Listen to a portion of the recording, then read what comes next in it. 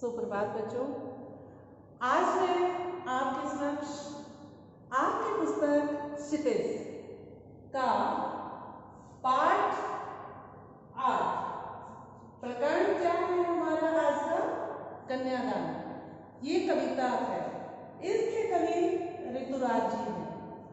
छात्रों, ये कविता जैसा कि नाम से विदित है, कन्यादान, कन्या का दान।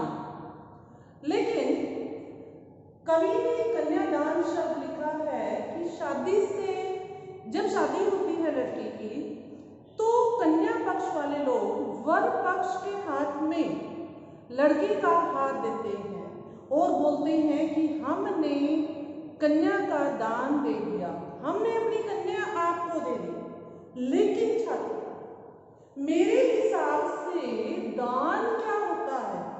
दान होता है जिसको देकर, मान लो मैंने किसी को, जरूरतमंद को दान दे दिया, उससे मेरे कोई लेना देना नहीं होता है, उससे मेरा लिंक टूट जाता है। लेकिन जो ये पाठ है, इसमें कन्यादान का अर्थ कवि ने यही सुझाया है कि कन्यादान क्या होता था। पहले कन्या को दान में दे देते थे कि आज के बाद सारी रिस्पॉन्सिबिलिटी ससुराल पक्ष की है, लेकिन आज ऐसा नहीं है।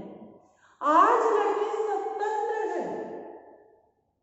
पहले लड़की को अबला कहा जाता था, आज लड़की अबला नहीं सबला है, क्योंकि लड़की को कहते थे कि जो भी ससुराल वाले बोले, अच्छा बोले बुरा बोले, आपको वो सब वहीं सहन करना है, आपको लड़ भिड़ कर मायके नहीं आना है। ये सब सीख दी जाती थी। पहले शादी के पहले बच्ची को समझाया जाता था, उसके मन को इसी तरह भर दिया जाता था कि कितने भी अत्याचार हो, आपको लड़कर अपने मायके नहीं आना है। मीन्स आपको हमने दान कर दिया। कहते थे कि जहां आपकी डोली गई है वहीं से आपकी अर्थी निकलनी चाहिए।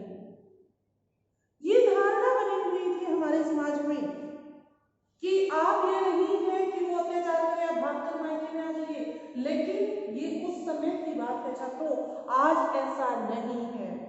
आज लड़की अपने पैरों पर खड़ी है, आज वो सबला है, आज वो हर कुछ कर सकती है जो एक जेंट्स कर सकता है।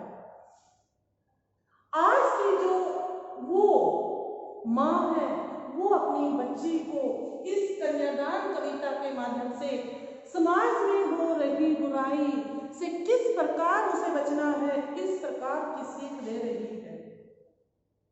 आपको ये कविता अंदर तक हिला देगी। छोटी कविता है, भाव इसका बड़ा है। ठीक है, ध्यान से सुनोगे। छोटी सी कविता है, भाव इसमें गहरा है कि माँ अपनी बेटी को ऐसी सीख क्यों दे रही है, क्योंकि समाज में हो रही जो ये अत्याचार है, इनसे कैसे अवगत करा रही है, कैसे उसे समझा रही है शादी से पहले कि तुम्हें क्या क्या करना है, ससुराल वाले किस तरह तुम पर अत्याचार कर सकते हैं और तुम्हें उनको न सहते हुए, उनको नकारते हुए किस प्रकार उनका मुकाबला करना है। पहले क्या होता था, लड़की पर अत्याचार होते रहते थे, लड़की उनसे तंग आ जाती थी, क्योंकि मायके वाले भी लड़की की नहीं सुनते थे और मजबूरन लड़की को गलत कदम उठाने पड़ते थे। यहाँ तक कि उसे आत्महत्या भी करनी पड़ती थी, जल भी जाती थी, अपने आप को जला लेती थी, खुदकुशी कर लेती थी।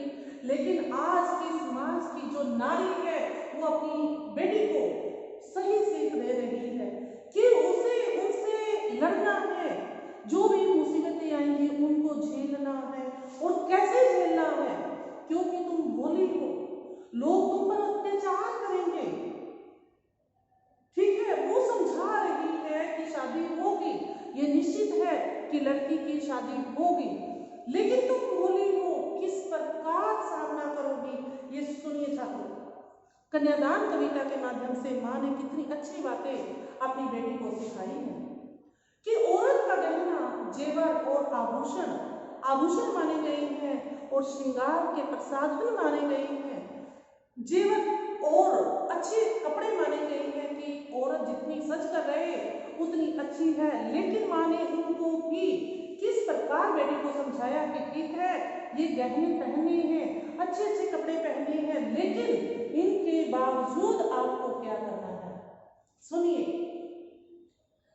कन्यादान मीन्स कन्या का दान कितना प्रमाणिक था उसका सुख, एक माँ का उसका दुख, एक माँ का दुख कितना सत्य था।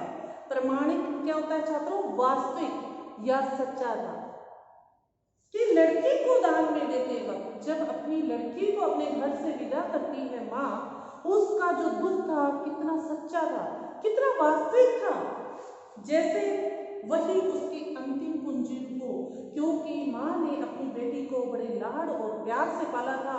उसको जब बड़ा कर देती है, उसकी शादी कर देती है, वो उसको अपनी अंतिम कुंजी मानती है, आखिरी कुंजी मानती है, क्योंकि उसने अपना सब कुछ उस पर न्यौछावर किया हुआ है। छात्र, लड़की अभी शानी नहीं थी, शानी नहीं समझदार, जो जिस लड़की की शादी अभी कर रहे थे वो इतनी समझदार नहीं थी, उसको संसार का ज्ञान नहीं था, अभी इतनी भोली और सरल थी, मासूमियत की उसके अंदर भोली होती है, मासूमियत सरल मीन्स साधारण, वो इतनी सरल और साधारण थी कि उसे दुख का आभास, सुख का आभास तो होता था। अब सुख मीन्स अच्छी बात है और आभास होना मीन्स अनुभव होना, वो सुख के बारे में तो जानती थी लेकिन दुख बांचना नहीं आता था, उस दुख के बारे में उसे बांचना मीन्स पढ़ना, उसे दुख के बारे में नहीं पता था, क्योंकि लड़की को अपने मायके में, अपने घर में उसकी माँ से इतना सुख, उसके परिवार से इतनी सुख मिलता है, उन्होंने उस पर इतना प्यार लगाया हुआ है कि उसको सिर्फ सुख सुख का अनुभव है, दुख उसने कभी बचपन में देखे ही नहीं, इसलिए उसे दुख सुखों का आभास है, दुख के बारे में उसको नहीं पता कि दुख क्या होते हैं। पाठिका थी, पढ़ने वाली थी, वह धुंधले प्रकाश की, धुंधला क्या होता है? अस्पष्ट, उसको दुख के बारे में नहीं पता था।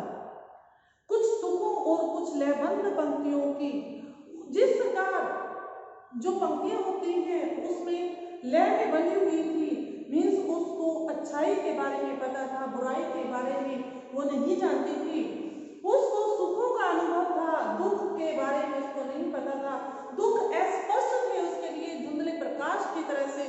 धुंधला प्रकाश क्या होता है? जिससे कुछ दिखाई ना दे, जिससे कम दिखाई दे, जिसके बारे में कम पता हो।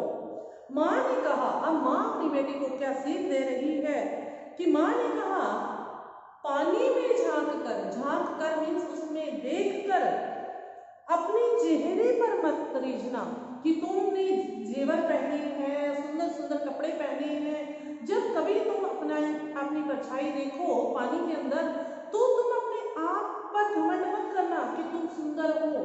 देखिए, आग रोटियां सेकने के लिए है, माँ उसको समझाती है कि कहीं तुम्हारे पास ऐसे दुख आए और तुम आग पे जलने की सोचो तो ऐसा नहीं करना है। आग जो होती है रोटियों को सेकने के लिए होती है, रोटियों को पकाने के लिए होती है, जलने के लिए नहीं होती, जलने के लिए नहीं। वस्त्र और आभूषण जो आग के कपड़े हैं और आभूषण को औरत का श्रृंगार माना गया है, शाब्दिक शब्दों के ब्रह्मों की तरह है, ब्रह्म धोखे की तरह है, बंधन है स्त्री जीवन के। इनको कपड़ों को और आभूषणों को स्त्री के जीवन के बंधन बताया गया है कि ये स्त्री के बंधन है, रुकावटें हैं, तो बंधन है स्त्री जीवन के, इनको बंधन बताया गया है, लेकिन तुम इन बंधनों में नहीं बंधना, जो सही हो वो करना। माँ ने कहा लड़की होना पर लड़की जैसी दिखाई मत देना, लड़की के सारे जो गुण होते हैं, कोमलता होती है, प्यार होता है, अपनापन होता है, मासूमियत होती है, ये सारे गुण तो अपने अंदर रखना, सास ससुर की सेवा भी करना, उनके घर की देखरेख करना, लेकिन अत्याचार मत सहना। जो तुम्हारे फर्ज है, जो मैंने तुम्हें बताए हैं कि किस तरह अपने परिवार का आपको ध्यान रखना है, जिस प्रकार तुम यहाँ रखती थी उसी प्रकार वहाँ रखना है, लेकिन उनके अत्याचार को सहन नहीं करना। अत्याचार में आकर कभी तुम्हारे मन में कुछ गलत आ जाए, उसके लिए माँ अपनी बेटे को सुझा रही है कि जो आग है वो जलने के लिए नहीं है, ये रोटियां सेकने के लिए है, खाना बनाने के लिए है, जलने के लिए नहीं है। माँ ने कहा लड़की को होना, लड़की वाले ये सारे गुण रखना जो मैंने बताए हैं, पर लड़की जैसी दिखाई मत देना कि लड़की के इन कोमल मन को कहीं लड़के वाले ठेस न पहुंचाए, इसलिए लड़की होना पर लड़की जैसी दिखाई मत देना। तुम उनका निडरता से सामना करना। ये सारे गुण इस कविता के माध्यम से माँ अपनी बेटी को सिखा रही है कि आपको ससुराल में पहले औरत हर कुछ सहन करती थी, क्योंकि औरत को अबला का दर्जा दिया गया था। एक कवि ने भी कहा है, अबला जीवन यही तुम्हारी कहानी, अबला जीवन हाय तुम्हारी यही कहानी, आंचल में है दूध और आंखों में है पानी। ठीक है, इसको दोबारा सुनिए।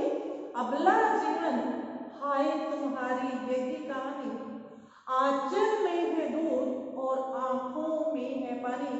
अब अबला, ये जो इस कविता से संबंधित जो एक कविता थी कि दो लाइन मैंने आपको समझाई, क्योंकि पहले औरत को अबला समझा जाता था, अब औरत सबला है, क्योंकि उसने अपने पैरों पर खड़े होकर दिखाया है कि औरत अब अबला नहीं रही, अब सबला बन चुकी है। अब वो अत्याचार नहीं सहेगी, क्योंकि उसकी भी अपनी एक पहचान है। पहले औरत को पांव की जूती समझा जाता था, अब औरत को देवी का रूप माना गया है। ठीक है, तो इसलिए छात्रों ये कविता छोटी थी, लेकिन इसके मीनिंग, इसके अर्थ बहुत बड़े हैं, और उम्मीद करती हूँ कि आपको ये कविता समझ आई होगी, और अगर नहीं आई है तो आप मुझसे पूछ भी सकते हो, और जब डाउट क्लियरिंग सेशन होता है उसमें भी मैं समझाती हूँ, ताकि कहीं भी बेटा आपको, आप घर पर हो, हम नहीं चाहते कि कहीं भी आपको एक भी शब्द का डाउट हो, इसलिए डाउट क्लियरिंग सेशन भी होता है, क्लास भी लगती है, और जो ये लेक्चर है ये भी आप तक जाता है, और मुझे उम्मीद है कि बच्चे कर भी रहे हैं, क्योंकि काम करने के बाद वो भेज भी रहे हैं, अच्छा रिस्पॉन्स है उनका, और आप ऐसा ही पढ़ते रहना। ये हमारी कविता आज संपूर्ण हुई। इसके छोटे क्वेश्चन आंसर मैं अगली आपकी जो वीडियो आएगी, कालांश होगी, उसमें भेजूंगी। उसके क्वेश्चन आंसर को आपने ध्यानपूर्वक सुनकर कॉपी में करना है, ताकि आप उनको आते जाते निकलते जैसे ही पेज ओपन होता है उनको आप याद कर लोगे, क्योंकि इसी तरह के प्रश्न उत्तर आपके पेपर में आएंगे। धन्यवाद छात्रों, आपका दिन शुभ हो, आप अपना ध्यान रखिए, माता पिता का कहना मानते रहिए, और कुछ करके दिखाइए जैसा आपके पेरेंट्स चाहते हैं। ठीक है बच्चों, धन्यवाद, आपका दिन शुभ हो।